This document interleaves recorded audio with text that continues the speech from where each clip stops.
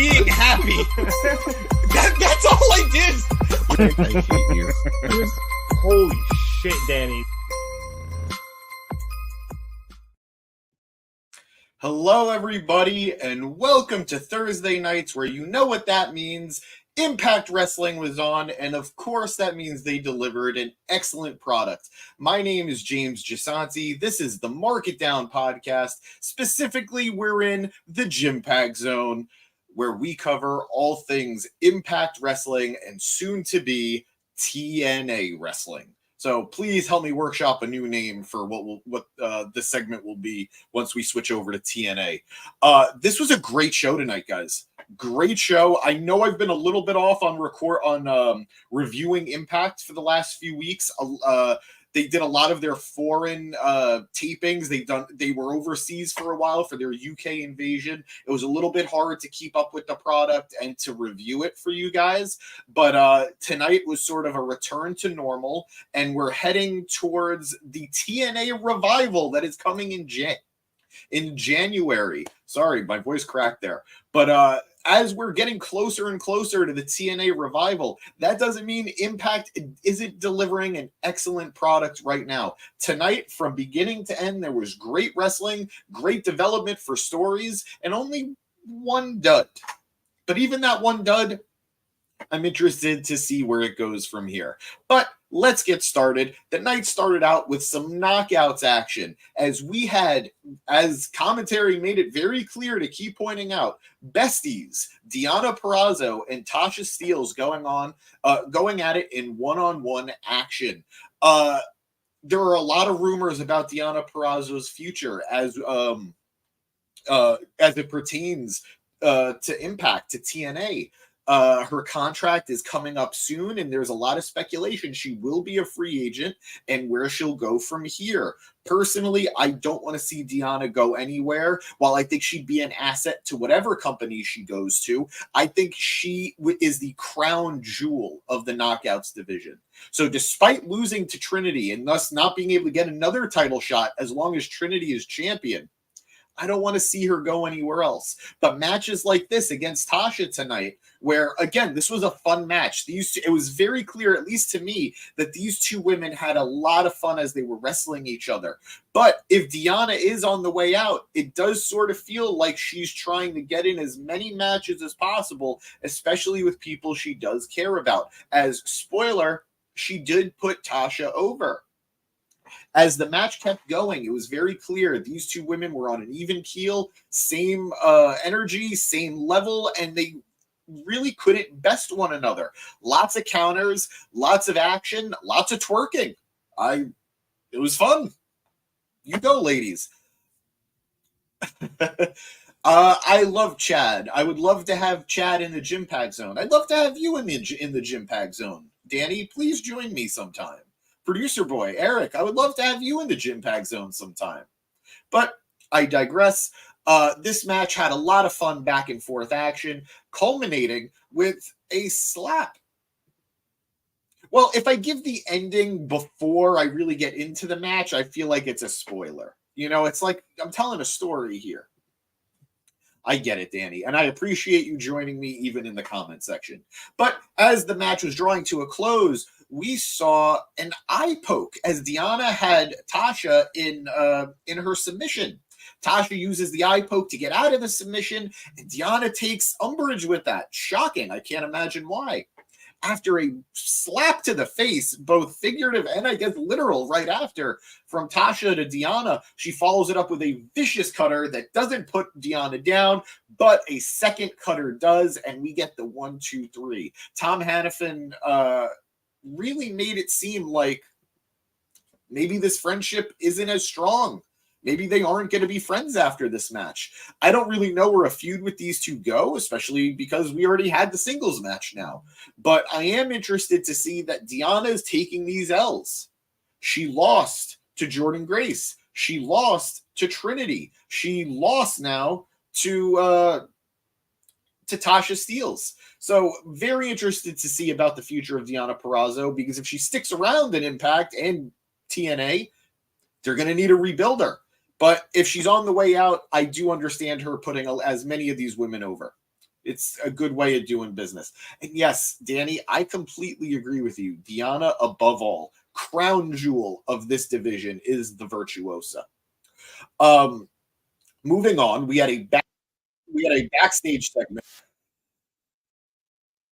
Like Shelley addressed his main event opponent tonight, Jonathan Gresham, the octopus himself. Alex Shelley is coming off of a lot of momentum, having successfully defended against Josh Alexander at Bound for Glory.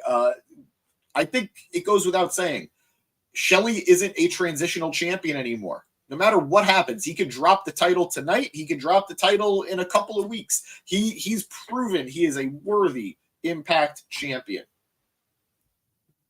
Did Eric do something?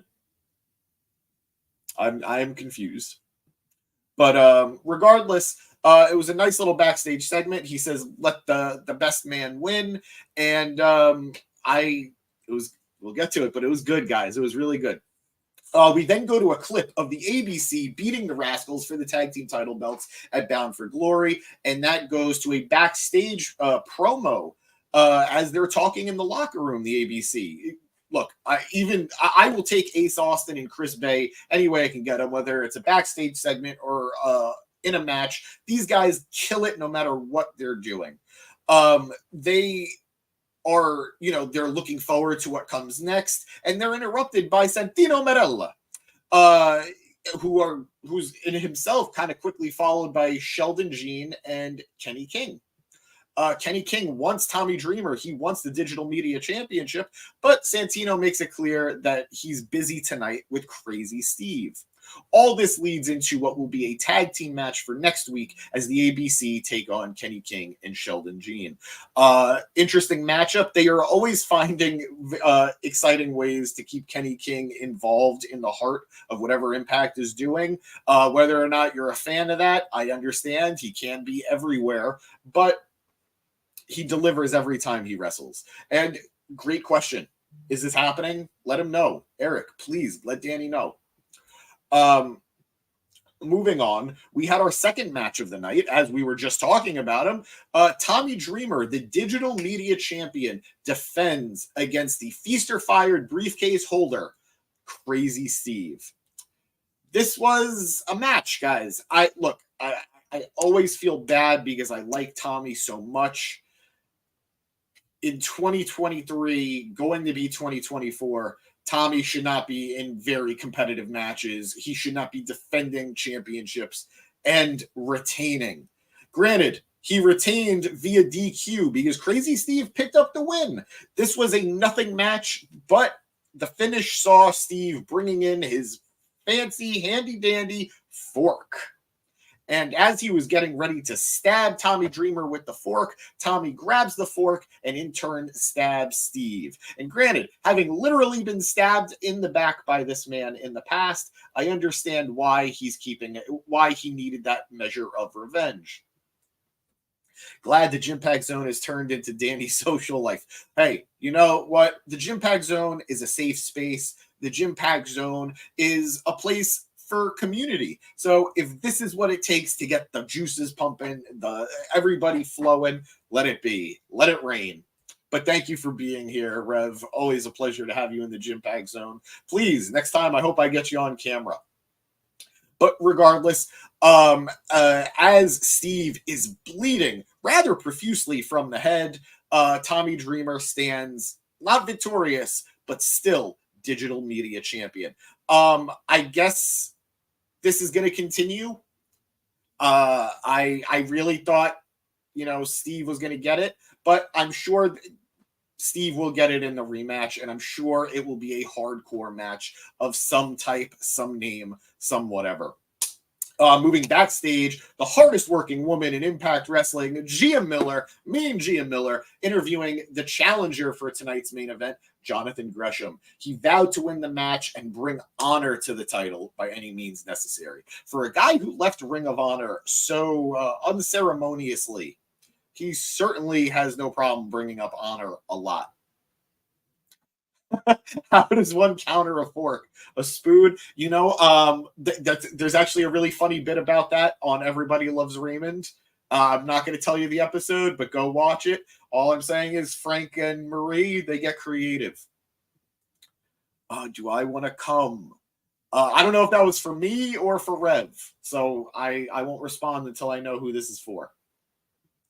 But we then have our third match of the night as the most professional wrestler, Brian Myers, took on Joe Hendry. And guess what, guys? I still believe. But that wasn't enough, as Brian Myers did get the win. Myers going for the, patented eye poke and allowing himself to hit the most professional clothesline, getting the 1, 2, 3. This is a weird move because Hendry just came off of winning the Glasgow Cup as they were overseas. So I don't really know why they would have him get such a big win just to lose to Myers. I know they have plans for Myers moving forward involving Moose and everything. But look, I just want good things for Hendry. He is a champion in the making. I love Myers too. Myers has a lot to offer still at this stage. But yeah, I wouldn't have gone this way with the win. But Hendry did look good, hitting 3 very impressive, very powerful fall-away slams onto Myers mid-match. We'll see where Hendry goes from here, but we do know where Myers is going. We then have a backstage clip of Eddie Edwards and Alicia walking up the steps, and then we get a video package for next week's sure to be amazing match as Will Ospreay is set to take on Josh Alexander. Guys, I'm not going to miss this match, so you better not miss this match. It's going to be incredible. 2 of the best wrestlers on the planet. Will Ospreay does not fail. Will Ospreay does not fail to deliver. This is going to be great. I'm very excited. We then go to a backstage interview where, again, me and Gia Miller interviewing Ospreay as he is proudly carrying the IWGP UK title. He said he hadn't heard of Josh Alexander, but everyone says he's good. He said no one is better than him, though. He said we'll see if Josh has what it takes to go against the best. Look, I don't think Ospreay's sticking around. I think he's either WWE or more likely, at least in my opinion, AEW bound. But I'm loving how much he's been doing here in Impact. His matches with Eddie Edwards, his match with Speedball Mike Bailey, the first 5-star match for Impact in, I think, close to 20 years. Great stuff, and we should all just be happy that Ospreay is with us as long as he is. I still can't believe that's a match that's going to happen. You and me both, man. We are getting spoiled right now, and we've said it time and again. Impact is the center of the wrestling universe. They are giving us stuff they are the true Forbidden Door. We are getting New Japan talent. We get AEW talent. We get all this talent, all this indie talent showing up. It's a blessing. And as a wrestling fan, I am eating good. But moving on, we had our 4th match of the night as Eric Young took on Eddie Edwards. The finish saw Alicia accidentally hitting Eddie with a kendo stick and Young taking advantage and hitting a pile driver on Eddie for the pin. It was a fine match. I don't know if this is building to anything, maybe whether that's between Eddie and Alicia or something deeper with Eric and Eddie. But it was nice to see some of these, 2 of these guys who were TNA guys at one point, still kicking, still going hard in 2023 for Impact. We then get to a backstage segment as Moose congratulates Brian Myers, but Myers is a little salty that Moose wasn't there at his corner to back him up. He asks him if he's going to leave him high and dry. Heath then comes into the picture and confronts Myers. Moose gets in Heath's face and challenges him to next week for a match. Moose then turned to Myers and said, "How's that for loyalty?" He ain't wrong. I mean, granted, he's still very happy to have that briefcase, but he's been a good friend to Myers. This is a weird team that I weirdly like. So I'm happy to see it going. I hope it leads to something good and not just them weirdly splitting up and feuding. Or if Cardona returns and does something and gets involved. We then have another backstage interview as Gia Miller interviews Sonny Kiss. I haven't really had a chance to talk about this with you guys, but I'm so happy that Sonny is in Impact. They have so much to offer. They're so young, and I don't think they ever really got a chance to develop with AEW. They were highlighted very early on in AEW's creation and inception, but after Joey Janela left, there was not really anything for Sonny Kiss to do, or at least that's how AEW felt. So I'm very happy to see them getting a chance here. Sonny talks about how I keep saying they, and I'm sorry, I didn't mean she. Sonny says she was disappointed for not winning the Call Your Shot gauntlet match and being able to challenge Trinity. But Trinity, who comes out, says, you know what? Let's see if they can make it happen. And she does. These two will be facing each other for the Knockouts title next week on Impact. That's going to be a fun match. It's definitely going to be a sink or swim moment for Sonny. I hope she can succeed. I hope she's able to convince people she belongs. And let's see what's in the future for Sonny. But this is a great way to start. We then move into our fifth match of the night, and I hesitate to call this a match. It really wasn't. It was a squash. But Dirty Dango teaming with Oleg Prudius, who you may know, formerly known as Vladimir Kozlov, taking on Nick Diamond and Storm Grayson. This was not a match. Like I said, this was a squash. But if you're going to call it a match, it was a handicap match because basically Dango did nothing.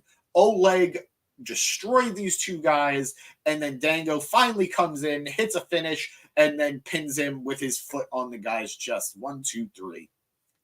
I don't know what they're building towards here. I don't know. I don't see Dango as a main event guy. And I guess Oleg being his muscle, but maybe this leads to either a digital media championship opportunity, maybe an X Division opportunity. I doubt it, but let's see. I'm willing to give this time, but I am getting very tired of the I hate professional wrestling shtick from Dango.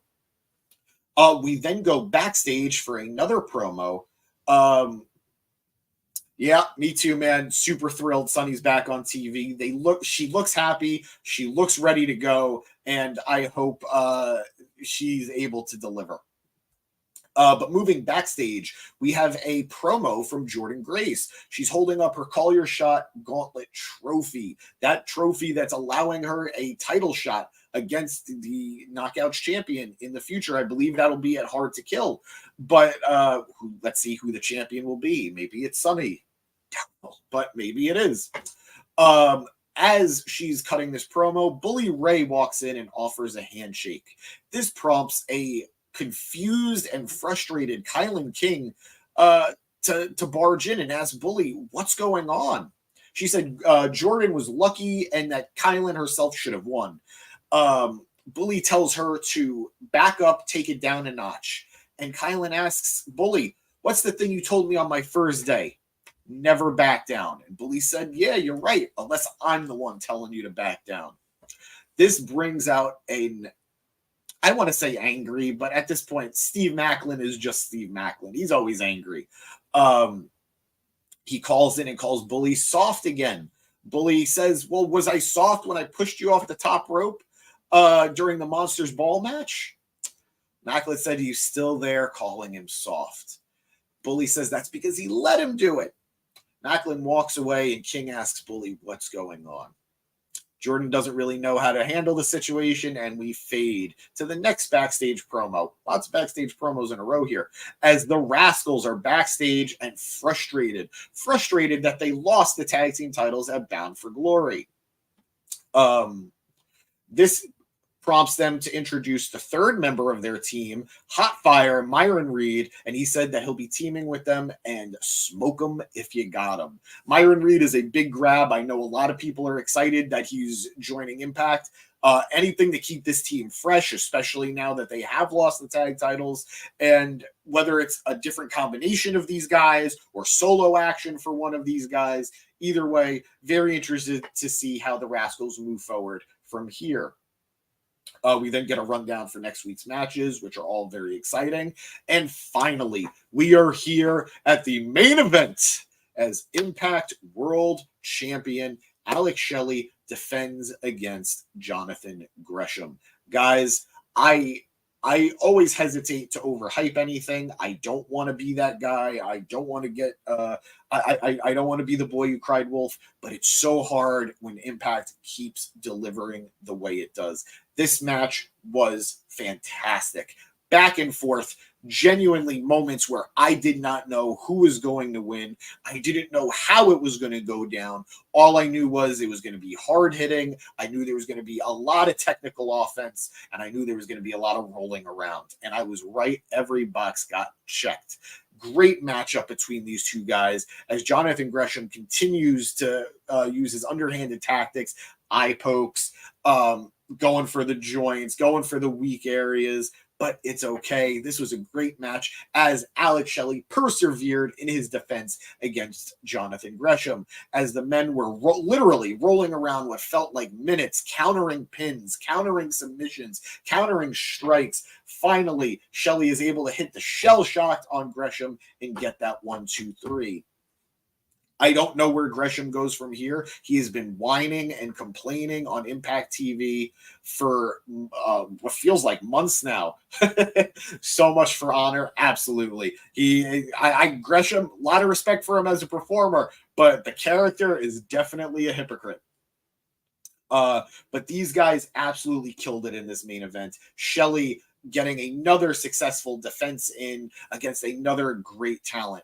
The match delivered from bell to bell, but it was truly the last few minutes that really delivered. If you guys haven't seen it, go watch it, go find it. These last few minutes were excellent, and these two guys had insane levels of chemistry. I don't know who Shelley is scheduled to defend against coming up. I guess Moose makes the most sense as the considering he still has the call your shot gauntlet briefcase, but that is not confirmed yet. All I know is lots of great stuff to look forward to, and I'm very interested to see if Shelley will be the last Impact champion as he becomes the first TNA champion of this new era. So, guys, this was it. This was a great episode of Impact. I was thoroughly entertained in both the sports and entertainment kind of way. I'm very happy to be back with you guys, that we can, tongue-tied, guys, it's late. Very happy to review Impact with you guys again, and I'm super excited as we head in for the rebrand for TNA for Hard to Kill in January. It kind of does feel like Impact is in a little bit of a holding pattern until we get to that rebrand, but there's a lot of, you can say that again, and I feel like even that I don't want to say again, but there's a lot of fun things to be excited about and to look forward to with this rebrand. There's a lot of talent that are teasing signing. As it is, we've seen they're trying to be a little aggressive in signing young talent. They signed a few people, or they signed a couple of people while they were in the UK. There are big names who are showing up backstage, like CM Punk. Will Ospreay keeps singing the praises of TNA and Impact. And as free agency is looming for a lot of talent across the board, whether that's in Impact, whether that's from New Japan or AEW or wherever, we're looking at what will probably be a very exciting new year for Impact Wrestling, for TNA Wrestling, and I'm happy to be on this journey with you guys. And if you're enjoying what you're seeing, I know I'm going to shill. I apologize. It's how I can keep doing this with you guys. Please leave a like. Please give us a follow. The more I get to talk with you guys, the more fun I have. So please drop your comments and follow us on social media too. Danny and I are doing our best on Instagram, on Facebook, on Twitter, or X, whatever you want to call it. The TikToks, we talk those ticks. So we just are loving this time period in wrestling, whether it's WWE, AEW, or right here in the Gym Pack Zone where we watch Impact Wrestling. So guys, thank you once again for joining me tonight. I'm your guy. I'm James Gisanti, and please don't forget, watch Impact. And if not Impact, watch TNA. Good night, guys.